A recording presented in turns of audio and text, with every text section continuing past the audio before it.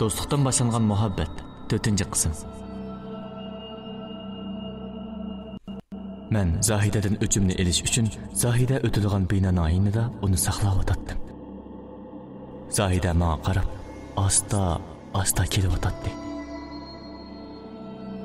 U menga qancha yaqinlab kelgan sari men shuncha jiddiylashib ketgan edim.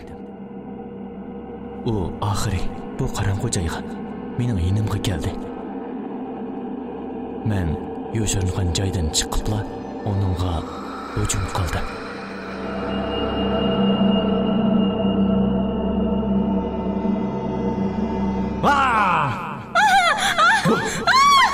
Quzinglar adam baba, oyanmay. Zahida, qo'rqqansan? Senda kerakli odammi qo'rqir ekan-a? Men bilan qiyishqinning foydasi mana. Endi o bo'ldi qilasan? Bu sen mi Tehran? Ha, men. Nemishki bunday qilasan? Qo'rqitib jonimni oldin. Kiyimiga qara. Bo'ldi, bundan keyin men bilan charchaqlashma. Men misol nima qilib bo'lgan bo'lay? Men mushundoq tetiqsiz o'g'illarga bekli o'sh, buni bilamsan. Voy, oxir seni yangdim. Tanag'ansan? Men yengildim. Kechirgin. Meni qo'rqitish uchun jafo chekibsan desam, ondan seni mang'il qo'yman. Bildingmi, ha?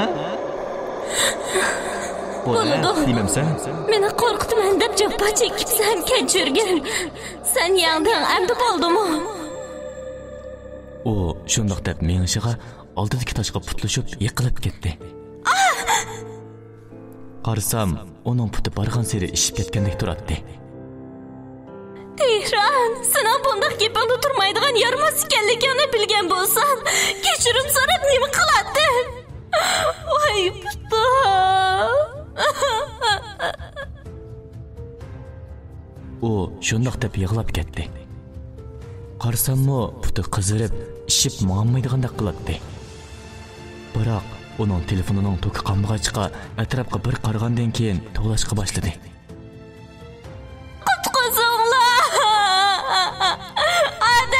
Voy Zahida, xafa bo'lma.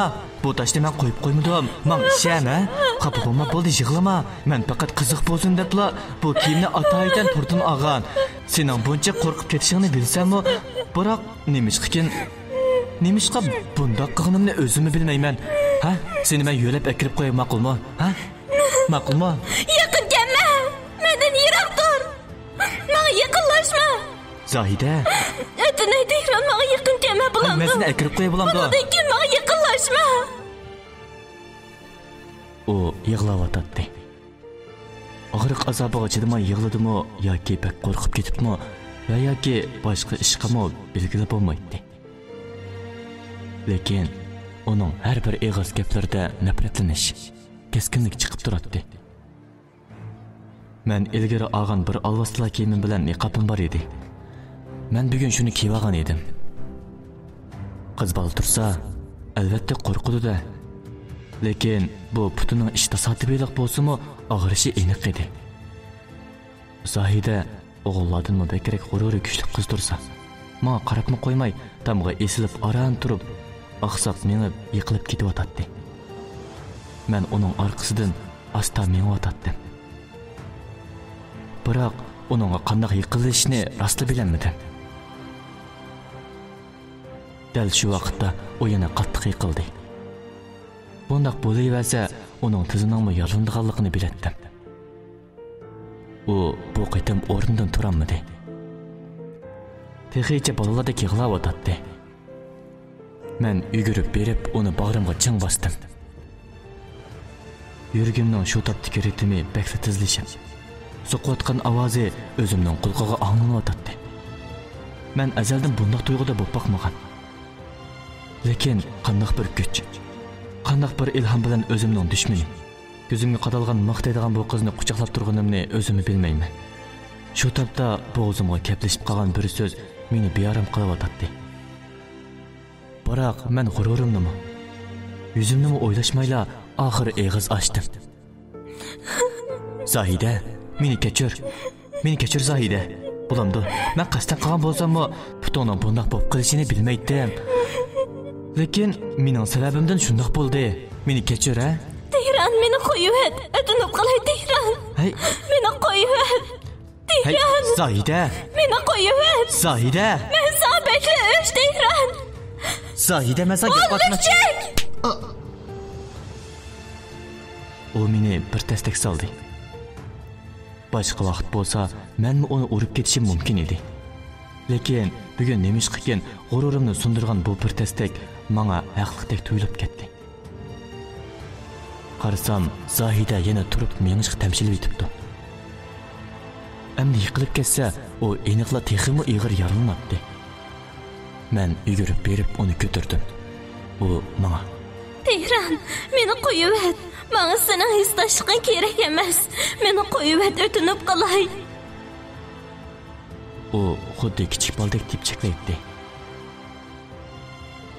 Lekin men ustimdagi kiyim bilan uni maktabga qarab epmandim. Hozir kallam qop-quruq edi. Biz maktabga kirganda maydondagilar hayronlik bilan bizga qarab turibdi. Ularning ko'zlari savol bilan to'shib ketgan edi. Xuddi chiqishamaydigan dushmanlarga nima ish bo'ldi degandek qilibdi. Men Zohidani yotqiga ep kirdim. Yotoqda Rahila yolg'iz ekan. Ay Tehran, bu zodi nima ish? Zohidani yana nima qildingiz? Bu sizlar nima qildingiz, ha? Voy, doğrusan da qubamı, tez ekileme. Hech qisi yo'q, Rahila qilib qo'yadi. Rahmat sana bo'ldi chiqib ket Tehran. Sen bunday ishlarni qilib yursang bo'lmaydi.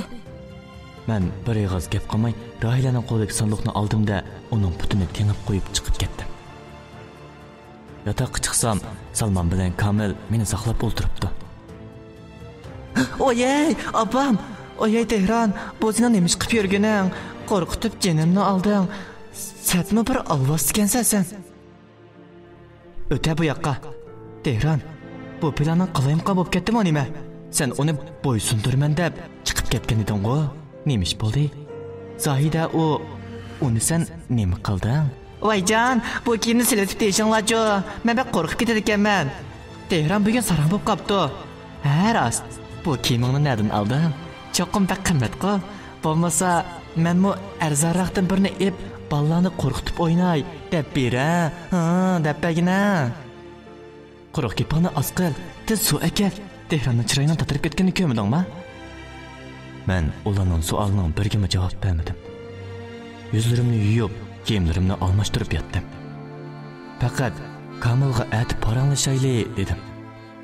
Ammo men texicha Zohidadan xotirjam emas edim. Uning puti zada qanaq bo'lib ketdi ekan. Men bir kecha xiyol qilib chiqdim. Necha kundan keyin imtihon tursa, Zohidaning bunday bo'lib qolishiga men sababchi. Men nimishqa o'zimni ayblaydiganimni o'zim bilmayman. Biroq bugun bir kecha uxlamay xiyol surib chiqdim.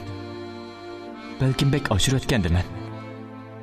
Balkim men yo'l qo'yishni bilmagandiman. Nimishqa men bunday xiyolda, nimishqa bunday o'yda bo'lganligimni o'zimni bilmaydim. Atsi atdigan turib men maydonga chiqdim.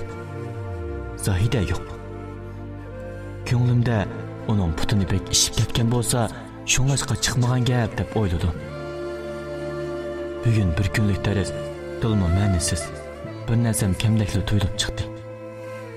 Zohidaning o'yinidoriga sinfning to'pidan bir necha qitim meni qo'shilishga uchir avvalsammi, uningdan inkos yo'q edi.